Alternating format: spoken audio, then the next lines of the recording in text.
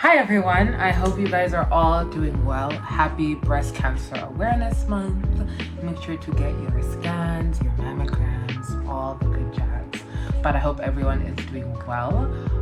It is currently day 2 of my period, so if I don't have as much energy or at some point it just, you know why. But I was supposed to do this over the weekend, but I had finished my grad school applications on Friday and I just didn't feel like recording, I didn't feel like talking, I just wanted a lazy weekend. Like the past couple of months, I've just been waking up at like 2-3 in the morning in like a panic, stress, like oh my goodness, I need to submit this, and this, I need to write this, and this. And as you guys know by now, me and procrastination are in a toxic relationship.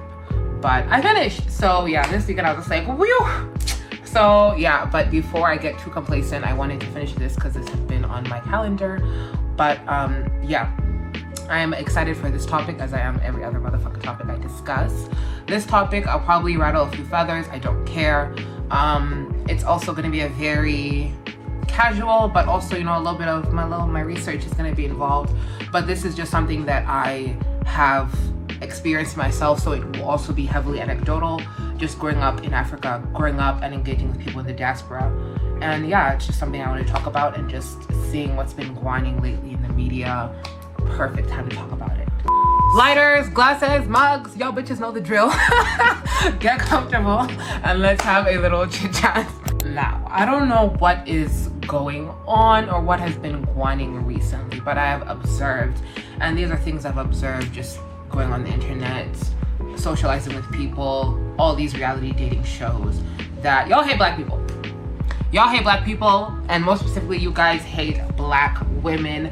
There is this heavy spirit of anti-blackness that has just taken over. And I think this also has to do with our generation becoming more conservative, just everyone being more okay, being openly racist. Anti-blackness seems to be on the rise again, and I wanted to talk about that. I wanted to talk about the history of all of that, how that manifests in our culture, how us as black people propagate anti-blackness harder, larger than the OG colonizers. And also I want to talk about exceptionalism, but not exceptionalism in the way that we know.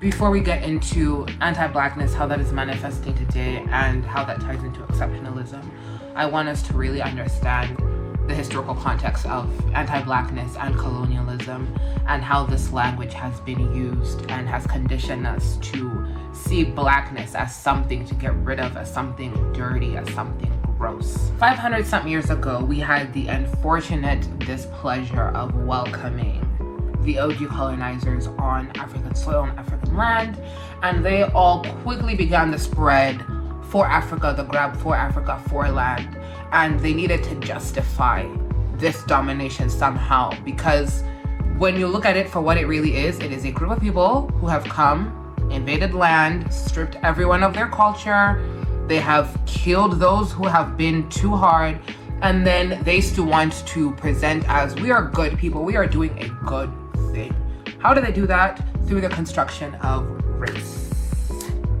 Through the construction of race, they were able to situate themselves as superior beings who are been burdened with this mission to educate, to civilize us lesser beings, hence putting white as good and superior. And we have things like black seen as bad, inferior, and wicked.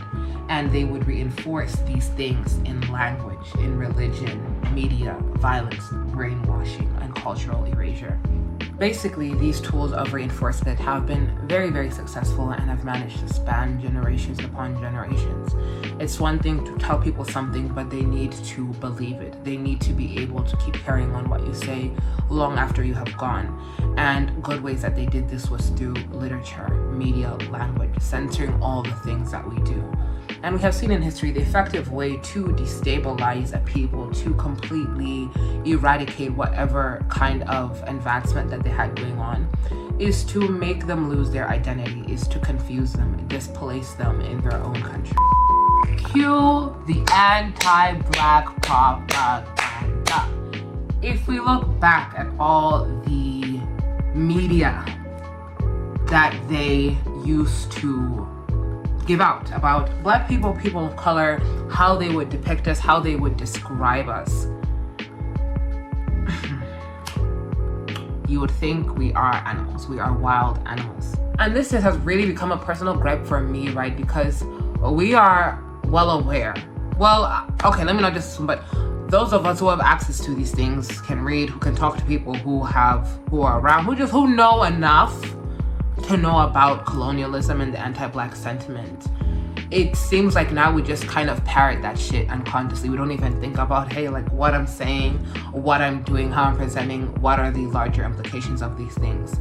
Why do I feel like having a proximity to whiteness or things that have been attributed to whiteness make me superior? And we demonize anything attributed to Blackness. And religion has been a very effective tool in doing this. I am someone who is religious. I have a personal relationship with the Lord. I grew up Catholic, and I would still consider myself a Catholic. It's just the denomination that I'm closest with. I am very aware of the gripes and the hypocrisy of the church, the Catholic Church especially, and just all the harmful rhetoric and how religion was used as a tool of control. If you just think about how they preach a lot of these things to us, it's always like, oh God, and anything good is white and is pure and is something to aspire to, and anything evil is dark, it's sinful, it's black. And we parrot that without even meaning to. We attribute things that are light with goodness because we have been indoctrinated to think so based on religion, morals, all that stuff. And anything Black is demonized, is a harlot, is a Jezebel.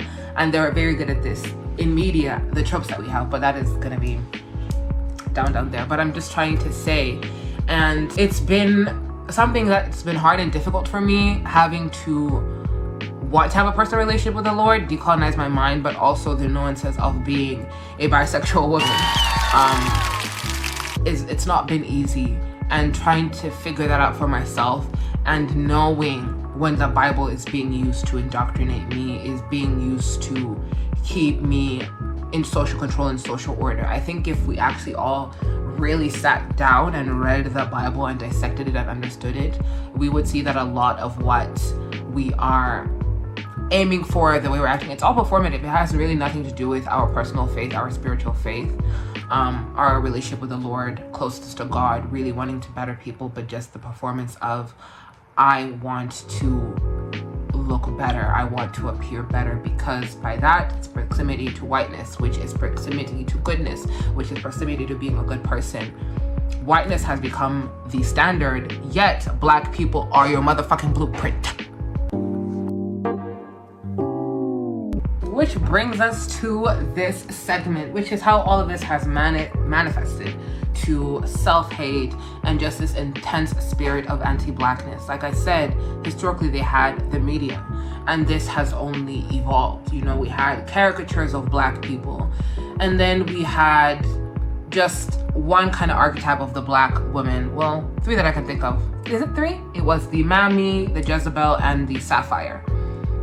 And now we have, you know, evolved, we've grown, and now we have, you know, the sassy, you know, Black best friend, or the magical Negro. Just, we are always seen as sacrifices or cautionary tales or an example of what not to do in juxtaposition to whiteness, because all these people, they're always juxtaposed by a white character who embodies all these qualities of whiteness. And you know, this is a media we all consumed growing up, and even I went to an American international school throughout my entire childhood, went to an American college, so I have been indoctrinated in this stuff, and I didn't really know how deep and far this went until I went into college. And I think just living here in Malawi, in Africa, not every African country, but most African countries, we have the luxury of, you know, growing up not in close proximity with our oppressors and them not being the dominant group. Like, this is our place, and we're very much in control. We know this is our stuff. We are the majority, as opposed to growing up somewhere like the US, where you are living in close proximity with your oppressors, and they have embedded it deeply into the system where they will not let you rise up. They will not let you get where you need to go, just because they created this construct of race so we can be their manpower and they can move up in the world. And the best way to do that with us is through compliance. And because the way we have been exposed to Western imperialism has been different, the way we have adapted to these things has been different. Where, let's say, some people in the United States will have developed a more radicalized, rebellious attitude. Some of us have kind of mirrored what we have seen because they have successfully shown that they are the standard of wealth, of goodness. So a lot of us, we kind of go there, and I wouldn't want to say we have mannerisms of them, but we're just not as, as our brothers and sisters who have closely grown up with their oppressors. But no matter how way you spin it, we are taught to grow up hating ourselves. The media especially loves to make fun of darker skinned people. And as someone who is dark skinned, it's been a very interesting experience for me as someone who has a very intersectional experience with her blackness, as a woman, as someone who is African, as someone who is bisexual, as someone who is, unambiguously, unapologetically Black. Just so many facets that have really made it hard. Or if I wasn't who I am, and I didn't have the confidence that I had, or I didn't have the representation that I had through my parents both being dark-skinned, my brother and I both dark-skinned, I don't know what relationship I would have with my Blackness today. And not everyone is able to just keep telling themselves, no, I'm beautiful, I'm beautiful, I'm beautiful, I'm beautiful. Sometimes it's easier to say, fuck. Let me bleach my skin. Let me get the bust downs. Let me relax my hair. Fine, and I'm not mad at people for doing that, but I think where the problem comes in is when now we are the butt of your joke. You use us as a comparison for what your standard should be. That's my motherfucking gripe, and that's what we're really gonna get into. I've noticed this a lot. Every time I go to a fucking beauty store, any type of store to look for cosmetic, everything now has bleaching cream. Everything has bleaching cream, bro. It doesn't matter what it is. The evasion of bleaching cream is insane, or whitening products is crazy. They just all assume we want to be lighter. Heaven forbid some of us actually like our melanin, celebrate our melanin. Where am I supposed to go? I should be scared to buy, facial wash because tomorrow I may wake up looking like burnt caramel? No. We see it a lot more now, especially during summertime. This is something I've noticed a lot, just this fear. Summer, the anti-blackness skyrockets because in summer, we're out in the sun a little more. All of us get a little darker, our summer coats. I love my summer coat. That's when I just look very toasted, very chocolatey. And just, the people around me, just the things that say, I have to make sure I don't get too dark or make sure I don't get too black. And they'll say these things in my face. And I'll just look at them and think, so how the fuck am I supposed to take something like that? You are scared to get darker, right? Because you're making it seem like, oh my goodness, this is a problem. It's gonna affect the way I move in the world. It's gonna affect it's just gonna affect the way I operate in the world. And then they will look at me, and then I'm just supposed to sit there and think, so do they think that I am ugly, or my blackness is a bad thing? Or I don't know what we're supposed to think when motherfuckers say shit like this. And it really causes people to grow up hating themselves. And as dark-skinned people, as dark-skinned women, we can't just be ordinary. We can't be average. Yet a majority of motherfucking people are. We are all average, and that is okay. We have a habit of, we see someone light-skinned, average, bro, but say, they're light-skinned, so but they're light-skinned, so but it's always that. As if the light-skinned part, the proximity to whiteness, makes them inherently more attractive.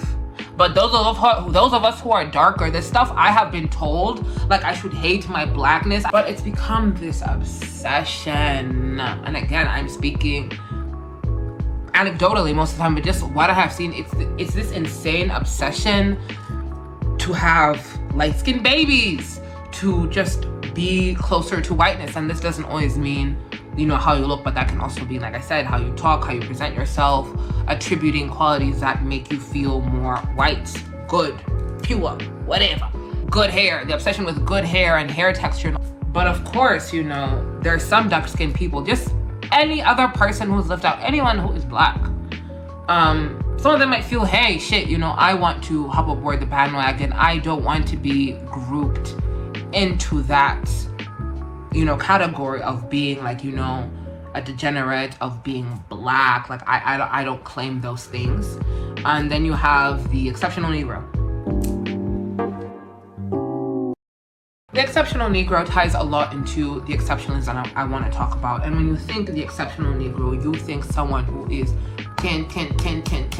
When I think the exceptional Negro, I think of what Kerry Washington's character, Olivia Pope, her father in Scandal, used to tell her. That is what I think when I hear the exceptional Negro. Now, for black women, dark-skinned women, that bar is different. To be even considered at the same caliber of our average Beckies, we need to be 10. So I'm talking looks 10, body 10, intellect 10. You have to be digestible enough. And what my experience has been, I'm well aware that, you know, God really took his time. And shout out to my parents for having good genes. And, you know, the way I was brought up, the school we went to, they really wanted all of us to fit that exceptional Negro template. And for a long time, I fit that. I was okay adjusting into that just because I wanted validation. I wanted to be accepted. I wanted to be wanted. I grew up not really always being the one who was desired the most. It's just because I had a really, really big personality. It was not hard for me to kind of make friends. And like I said, I just had intense main character syndrome when I was younger. I still kind of have it now.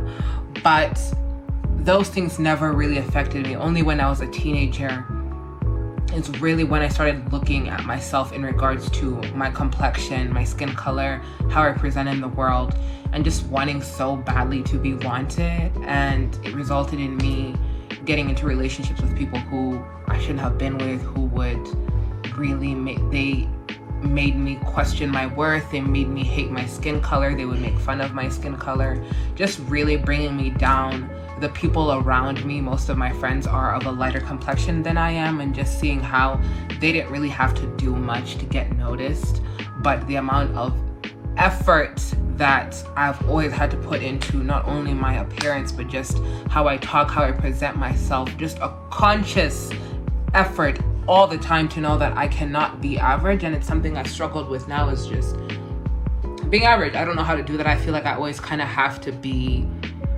hitting all those marks just to even be considered like, okay, like this is base level, cool. But then my fair skinned counterparts have the luxury of just existing. They don't have to do much. They don't have to pop their P to be recognized, to be wanted, to be accepted. But yeah, a lot of traits of just whiteness and wanting to be accepted, I really did absorb those.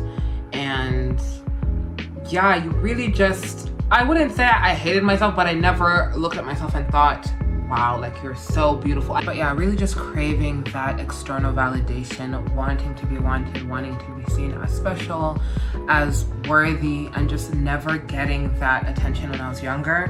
And most of my attention just being on people desiring me physically, and understanding that I'm only here, or people only like me or are more willing to treat me better than they would the average black woman, because I have a body that they want to, you know. And when you are just lusted after to the point where people don't even see you as a person, they will prop you up, but then they will also make fun of blackness. And there's this deep, vehement hate that we have towards our blackness, towards things that make us black. And when they do accept you, they almost want you to feel honored to being the exception of the rule. That good on you, you fit the mold, you fit the bar. But I had to have all these things in check. I don't have the luxury of just being ordinary. But as I have gotten older and I have become more selective of the company I keep, it makes me think, do I want to keep being around people who in turn will make me internalize hateful things? And this is not even just in the case of dark skin women, but just there is this hate that we have just as Black people for our Blackness, towards our Blackness. And it seems the blacker you go, the worse off you are. And then they'll say fucked up shit to me in my face. And nowadays I call it on, I'm just like, bro, that's very anti-Black, what the hell? And then they're like, no, but Pauline, like, you don't have that problem. Like, we're not talking about you being the exception to the rule. And they just want me to feel so flattered that, wow, like, you guys see beyond my Blackness, that, you know, I am pretty, I am smart, I do talk well.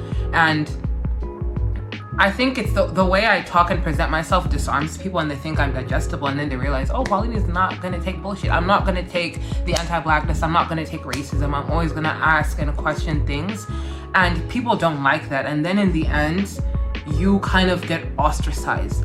The exceptionalism is only, in my part, at least my own personal experience, it's just been, men just wanna have sex with me all the time. It doesn't matter what it is, they can just not get past my physical appearance, and they don't see me as a person. Growing up when I was younger, as someone who just, like I said, was never desired, never wanted, it really fucked with my perception of love and being cared for, because I would just think people liking my body means they like me. But I learned that people could actually hate the body you come in, or the skin that you're in, but just like your parts. And there's that dehumanizing that happens when people objectify you and just see you as a commodity or something to derive pleasure off of. And when you do complain and you do call people out, all of a sudden it's, you're not all that, hey, remember your dark skin, like they try to weaponize my Blackness against me. And I've reached a point where I'm just very comfortable and content with my Blackness, with my dark skin. I know I'm beautiful, I know I'm great. So I don't need Western influence, and I understand that it is a luxury to kind of opt out and say, I'm not going to, you know, pop my pee for you guys. I'm not going to perform. I'm not going to be a dancing animal for you guys. I'm just going to exist. If you like that or not, I don't care. And there is a certain kind of, people feel threatened when they see unambiguously dark-skinned people, Black people, daring to occupy space, daring to be ordinary, daring to exist. And it is a luxury, and I don't think it should be a luxury. I think we should just be able to be and exist, and things that we have absolutely no control over, such as my skin. But my concern lies in the person who is there, who has not fully, you know, embraced their Blackness, who's not comfortable in their Blackness, who still subscribes to whiteness, who still wants to get there because, you know, validation, there are perks for playing the game. When people say these harmful things, like, how does it affect that person? That's where my concern is, and that's where my gripe is. And I think I've just reached a point of just viscerally, like, I can't just sit and say nothing. And all the things that I have seen in the media the past couple of months that we'll talk about in the next section to kind of intersect everything with the media today and how this manifests. But I just have been feeling just very disheartened and just feeling like, if I did not look the way I looked, and I'm talking body, face, intellect, my accent, would people still treat me as decent as they treat me? Or is them treating me that way just because I fit into this exceptional trope? But when I open my mouth, they're just like, oh. And something else I've noticed, when you are this exceptional Negro, they don't want you to comment on the anti-Blackness. They don't want you to call shit out. They don't want you to. You being exceptional means you accept that anti-Blackness, anti-dark skin propaganda is just how we go, is how we move, is how we operate. You being here, you need to feel fucking honored, and you need to play your part. But what happens when you just get disenfranchised and you're like, I don't want to play this part anymore. I never even signed up for this. I simply just want to exist. But that fear of, will people still like me? Will they still accept me? But also, do I want to keep these people around? Do I still want to be used as an object? Am I okay with, let's say, just less people caring for me because of the way I look? And I notice when I bring these issues up, there's a certain kind of defensiveness that people have, and they don't want to hear it, they don't want to be called out. But it's really fucked up what we do. It's really fucked up what people say.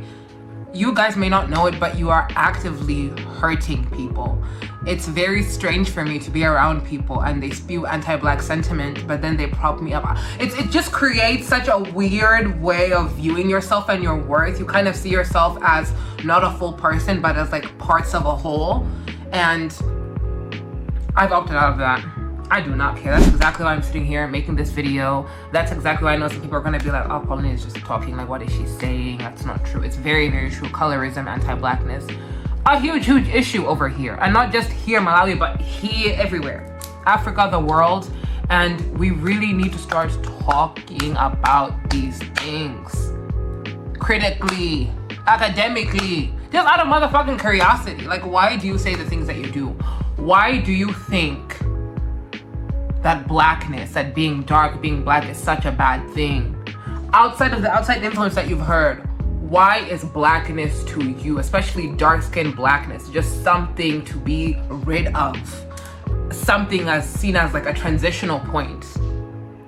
I don't know what, it really grinds my gears because I don't know how people want me to react. I don't know how they want me to like sit there and just be like, well, you know, like, you guys like me, so. No, you guys are fucking weird. I don't want to hang around people who are anti-Black. I don't want to be around the anti-Black sentiment. I just don't want to be around it. But yeah, you know, what I'm saying, like I said, is purely anecdotal. I'm talking, how do we actually see these things in practice? If you're a reality TV head junkie the same way I am, I just love reality TV because I think it's a great way to dissect social constructs, and how these things really manifest. Shows such as Love is Blind, Love Island, Perfect Match, Temptation Island. What else is out there? But yeah, those shows just show you, they show us the anti-Black sentiment that people have, especially for dark-skinned Black women. Poor us. We see the type of exceptional Black women that is there. We see how they have to conduct themselves, and we see the luxuries that people who are not Black are afforded. They are afforded a full scope of emotions without being labeled an angry Black woman. They are allowed to just be, bro. Like, leave us alone. I want people to actually just leave Black people alone, leave dark-skinned women alone, leave us alone. Because you guys like to talk the most about us. You really like to make us feel terrible and icky for nothing we had no control over. You guys even are surprised and shocked when some of us like ourselves. That's one thing, let's say. And now we're talking into that whole reality dating space. You know, when men come and say, oh no, that's not my type. Cool. Y'all can have your preferences, right? But why is it always when you're talking your preferences or describing why you like your preference, you must insult us? Oh, you know, I like light skin girls because, oh, you know how dark skin girls are. Hey, you know, I like this type of girl because, hey, you know how these Black girls are. Like, what are we doing to y'all? Yet we are the standard, the blueprints. You want the girls with the asses and the lips and, you know, who talk all cool and what. Just, you see what I mean by anti-Black? We like the Black aesthetic, but we don't want the Black struggle. We want the rhythm, not the blues. But like our good friend Ngũgĩ said, decolonize your mind. Before you speak something, before you say something, think to yourself, is this helpful or harmful? If I heard this, but it was in a different context, how would this make me feel? What is my end goal by saying this? Like, there's ways to say things without putting Black people down. It's one thing if, you know, you don't want to get cooked in the sun, cool, but don't say, hey, you know, I don't want to get blacker. Ugh. But yeah, these Westerners really did their big one with imperialism and anti-Blackness and just really separating us to the point now where they're long gone. But we're still here, you know, wanting to propagate whiteness. And just my experience at the school I went to, just seeing how the white girls or just the racially ambiguous girls were treated compared to us black girls was insane, guys. It was crazy. Like, they had us feeling like our culture, like our very being was sinful. Like, they just had us feeling very icky in our skin. And obviously at the time they didn't present it that way and we didn't feel that way, but we always just knew that this is what we need to emulate, this is what we need to embody, you know. They would show us things that are good and things that are sinful. Random story, but International Day at our school, right? I'm sure we can all guess what International Day is, but we always love to do Malawian International Day dance, and you always have to like audition, whatever. The white girlies, they do their ballet, which is our school's favorite dance sport, is ballet. You know, they see it as godly and beautiful.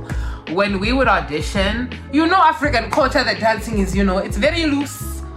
Where they have sexualized those things, that's it's just normal, it's a way of expression. Dude, the way they would harass us, the way they would really make us feel like we are vixens, they had so many rules, there were so many questions, and we're there like, my God, like, we just want to dance. We're like, we just want to dance. This is stuff we do at the village. This is stuff we do with our family in front of our friends. Like, why do you guys want to keep making us feel that being black is a crime? But yeah, ranting, cussing, all that stuff aside, what I really want people to take away from this is, let's really get down into the deep and nitty-gritty of decolonizing our minds, finding out why we have really just internalized this anti-blackness, this hate for ourselves, our culture so deeply to the point where we mirror whiteness, and that's what we aspire to be. And also finding ways in which we can reclaim and also recontextualize our experience, our blackness, our Africanness, whatever that looks like. And also realizing that there is a consequence for, in a sense, choosing to opt out of the system. But I have found a lot of happiness and contentment in just being my true authentic self. And I find that when you kind of live apologetically and just allow yourself to exist in a space, in turn, you also inspire other people around you to do the same thing. And I think that also helps in collective healing and necessary conversations that we need to have. But we can't do that if we're just all talking without our brains fully engaged. And we truly don't know at the end of the day the effect our words have on people. We have seen how effective these systems have been at keeping us subjugated, at making us hate ourselves, at trying to completely erase our culture through language, through words, through media. And it's through those same things that we need to recontextualize the narrative. We really need to find a way to prop ourselves up and just accept all the different facets of blackness, of Africanness, what that means for us, by us. This has been low-key the most chaotic YouTube video I've done. I just came in with like a couple pages of notes and I was like, let me just chat to these guys. Again, it's something that I live my everyday life. It's something that I've seen a lot of, and just all the recent stuff I was reading in the media about what's going on. I was just like, yeah, we need to talk about this. This is getting ugly. This is getting gross. This is not cute, y'all. But it was a really good time nonetheless. Again, thank you guys so much for watching. I hope you enjoyed this video. Like, comment, and subscribe, and I'll see you guys in my next video. Mwah.